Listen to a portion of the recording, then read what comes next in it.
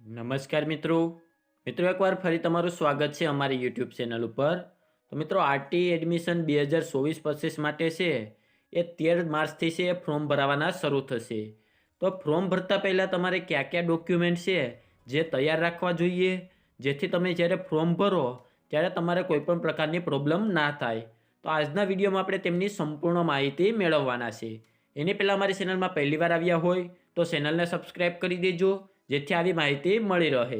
તો ચાલો મિત્રો આપણે આજનો વિડીયો શરૂ કરીએ। તો સૌપ્રથમ ડોક્યુમેન્ટની વાત કરીએ તો રહેઠાણનો પુરાવો તેમની તમારે જરૂર પડશે, જેમાં તમે આધાર કાર્ડ, પાસપોર્ટ, વીજળી બિલ, પાણી બિલ, ચૂંટણી કાર્ડ, જો ઉપર મુજબના કોઈપણ આધારો પૈકી એક પણ આધાર રજૂ હોય તો તે તમારે રજૂ કરવાનું રહેશે। જો તમારી પાસે તે ન હોય તો તમે છે એ ભાડા કરાર પણ છે એ રજૂ કરી શકો છો, પરંતુ નોટરાઇઝ્ડ ભાડા કરાર છે તે અહીંયા માન્ય ગણવામાં નથી આવતું। ત્યારબાદ બીજું છે વાલીનું જાતિનું પ્રમાણપત્ર, જે મામલતદારશ્રી અથવા સમાજ કલ્યાણ અધિકારી અથવા તાલુકા વિકાસ અધિકારી છે તેમના દ્વારા આપવામાં આવેલું વાલીનું જાતિનું પ્રમાણપત્ર જોશે। ત્યારબાદ જન્મનું પ્રમાણપત્ર ગ્રામ પંચાયત, નગરપાલિકા, મહાનગરપાલિકા અથવા જન્મ છે જે હોસ્પિટલમાં થયો હોય ત્યાંથી આપવામાં આવેલું હોય તે જન્મનું પ્રમાણપત્ર છે એ વિદ્યાર્થીનું અથવા માતા પિતા કે વાલીનું સોગંદનામું છે તે જોશે। ત્યારબાદ ફોટોગ્રાફ એટલે કે વિદ્યાર્થીનો પાસપોર્ટ સાઇઝનો ફોટોગ્રાફ જોશે કલરનો, સાથે માતા પિતાના પણ છે એ ફોટોગ્રાફની જરૂર પડી શકે છે। ત્યારબાદ વાલીનું આવકનું પ્રમાણપત્ર, આવકનો દાખલો છે એ મામલતદારશ્રી અથવા તાલુકા વિકાસ અધિકારીએ છે એ તેમના દ્વારા કાઢી આપવામાં આવેલો હોય તે હોવો જોઈએ, અને આવકના દાખલાની મર્યાદા છે એ 3 વર્ષથી વધુ થયેલી હોવી ના જોઈએ। એટલે કે જો 3 વર્ષ પહેલાંનો આવકનો દાખલો હશે તો તે માન્ય ગણવામાં નહીં આવે। ત્યારબાદ બીપીએલ કાર્ડ એટલે કે 0 થી 20 આંક ધરાવતા હોય તેવા બીપીએલ કેટેગરીમાં આવતા વાલીઓએ ગ્રામ્ય કક્ષાનો અથવા જિલ્લા ગ્રામ્ય વિકાસ એજન્સીનો દાખલો છે એ તમારે રજૂ કરવાનો રહેશે। જો તમે તે રજૂ નહીં કરો તો બીપીએલ રેશન કાર્ડ છે એ તમારા આધાર તરીકે માન્ય ગણવામાં નહીં આવે। ત્યારબાદ વિસરતી જાતિઓ અને વિમુક્ત જાતિમાં જે ફોર્મ ભરે છે તેમણે મામલતદારશ્રી અથવા સમાજ કલ્યાણ અધિકારી છે અથવા તાલુકા વિકાસ અધિકારી તેમના દાખલાની જરૂર પડશે। ત્યારબાદ જો અનાથ બાળક તરીકે તમે ફોર્મ ભરતા હોય તો જે તે જિલ્લાની ચાઇલ્ડ વેલફેર કમિટી એટલે કે CWCનું પ્રમાણપત્ર છે તેમની જરૂર પડશે। ત્યારબાદ સંભાળ અને સંરક્ષણની જરૂરિયાતવાળું બાળક હોય તો તેમનું પણ CWCનું છે એ પ્રમાણપત્રની જરૂર પડશે। ત્યારબાદ બાળગૃહના બાળકો હોય તો તેમના માટે પણ છે એ જિલ્લાની ચાઇલ્ડ વેલફેર કમિટીનું પ્રમાણપત્ર છે તેમની જરૂર પડશે। ત્યારબાદ બાળ મજૂર કે સ્થાનાંતર મજૂરના બાળકો હોય તો જે તે જિલ્લાના લેબર અને રોજગાર વિભાગના શ્રમ અધિકારી હોય છે તો તેમના પ્રમાણપત્રની અહીંયા જરૂર પડશે। ત્યારબાદ સેરેબ્રલી પાલ્સીવાળા બાળકો હોય તો જે સિવિલ સર્જન હોય છે તેમનું પ્રમાણપત્રની અહીંયા જરૂર પડશે। ત્યારબાદ ખાસ જરૂરિયાતવાળા બાળકો એટલે કે દિવ્યાંગ બાળકો હોય તો જેમની લઘુત્તમ 40% દિવ્યાંગતા હોય તો તેમનું સિવિલ સર્જનનું પ્રમાણપત્ર છે એ તેમની જરૂર પડશે।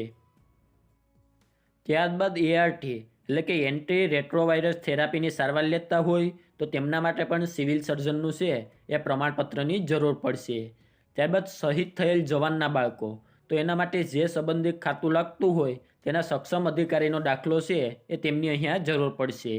ત્યારબાદ સંતાનમાં એકમાત્ર દીકરી હોય તો તેમના માટે ગ્રામ્ય વિસ્તાર માટે તલાટી કમ મંત્રીશ્રી, નગરપાલિકા માટે મામલતદાર અથવા સક્ષમ અધિકારી હોય છે તેનો એકમાત્ર દીકરી માટેનું છે એ પ્રમાણપત્ર છે તેમની જરૂર પડશે। ત્યારબાદ સરકારી આંગણવાડીમાં અભ્યાસ કરતા બાળકો, સરકારી આંગણવાડીમાં અભ્યાસ કરતા હોય, ઓછામાં ઓછો 2 વર્ષનો અભ્યાસ કરેલો હોય, તે વિદ્યાર્થીના નામ નોંધાયેલ હોય તેવા વિદ્યાર્થીઓએ છે આંગણવાડીમાંથી આંગણવાડી વર્કર અથવા સરકારશ્રી દ્વારા છે એ રજૂઆત કરેલો પ્રમાણિત દાખલો છે એ તમારે અહીંયા રજૂઆત કરવાનો રહેશે।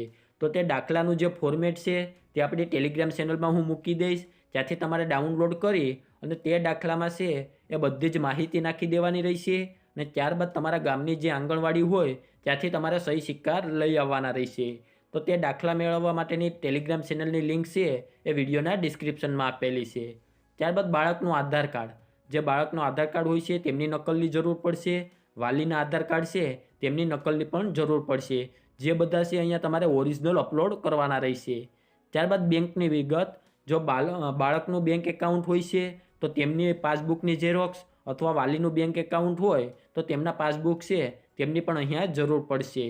ત્યારબાદ સેલ્ફ ડિક્લેરેશન, જો તમે પાન કાર્ડ ધરાવતા હોય અથવા ન ધરાવતા હોય અથવા ધરાવતા હોય અને તમે છે ઇન્કમ ટેક્સ ના ભરતા હોય તો તેમના માટે તમારે સેલ્ફ ડિક્લેરેશન ફોર્મ ભરવું જરૂરી છે. તો તેનો નમૂનો છે તે પણ આપણી ટેલિગ્રામ ચેનલમાં હું છે મૂકી દઈ, ત્યાંથી તમે ડાઉનલોડ કરી અને તે તમારે ભરી અને તમારે ઓનલાઈન ફોર્મ ભરતી વખતે તેને સબમિટ કરવું ફરજિયાત છે. જો આ તમે સબમિટ નહીં કરો તો તમારું ફોર્મ છે અહીંયા રદ કરવામાં આવી શકશે. ત્યારબાદ હવે તમે ફોર્મ ભરતી વખતે જે ડોક્યુમેન્ટ અપલોડ કરો છો તેમાં શું ધ્યાન રાખવું તે જોઈ લઈએ. તો ઓનલાઈન ફોર્મમાં માત્ર ઓરિજિનલ ડોક્યુમેન્ટ જ તમારે અપલોડ કરવાના છે. જો તમે ઝેરોક્સ કે ઝાંખી કોપીના વસાઈ ન એવા ડોક્યુમેન્ટ અપલોડ કરશો તો તમારું ફોર્મ રિજેક્ટ કરવામાં આવશે. તમે ડોક્યુમેન્ટ છે એ જેપીઈજી અને પીડીએફ ફોર્મેટમાં છે એ ડોક્યુમેન્ટ તમારા અપલોડ કરી શકો છો. ડોક્યુમેન્ટ તમે 450 કેબીથી ઓછી સાઇઝ રાખી અને તમારે અપલોડ કરવાના રહેશે. રહેઠાણનો પુરાવો, જો ભાડા કરાર છે રજિસ્ટર્ડ હોય તો 1 કરતાં વધારે પેજના પીડીએફ ફોર્મેટમાં અપલોડ કરવાનો રહેશે અને જેમની સાઇઝ છે 5 કેબીથી તમારે નાની રાખવાની રહેશે. ત્યારબાદ પાન કાર્ડ ન ધરાવતા હોય અથવા પાન કાર્ડ ધરાવતા હોય પરંતુ ઇન્કમ ટેક્સ રિટર્ન ન ભરેલ હોય તેવા કિસ્સામાં આવકવેરાને પાત્ર આવક ન થતી હોવા અંગેનું છે એ નિયત નમૂનાનું સેલ્ફ ડિક્લેરેશન ઓનલાઈન ફોર્મ ભરતી વખતે ફરજિયાત અપલોડ કરવાનું રહેશે. તો તેમનો નમૂનો છે તે આપણી ટેલિગ્રામ ચેનલમાં મૂકેલો છે, જે મેં અગાઉ તમને જણાવેલું છે. તેમની લિંક વિડીયોના ડિસ્ક્રિપ્શનમાં આપેલી છે. ત્યારબાદ ઇન્કમ ટેક્સ ભરતા હોવાના કિસ્સામાં છે એ છેલ્લા 1 વર્ષનું છે ઇન્કમ ટેક્સ રિટર્ન છે તમારે ફરજિયાત અપલોડ કરવાનું રહેશે. જો આટલું તમે ધ્યાન નહીં રાખો તો તમારું ફોર્મ પણ રિજેક્ટ થઈ શકે છે. તો આજના વિડીયોમાં આપવામાં આવેલી માહિતી સારી લાગી હોય તો વિડીયોને લાઇક કરી દેજો અને અમારી ચેનલમાં પહેલીવાર આવ્યા હોય તો ચેનલને સબસ્ક્રાઈબ કરી દેજો, જેથી આવી માહિતી મળી રહે.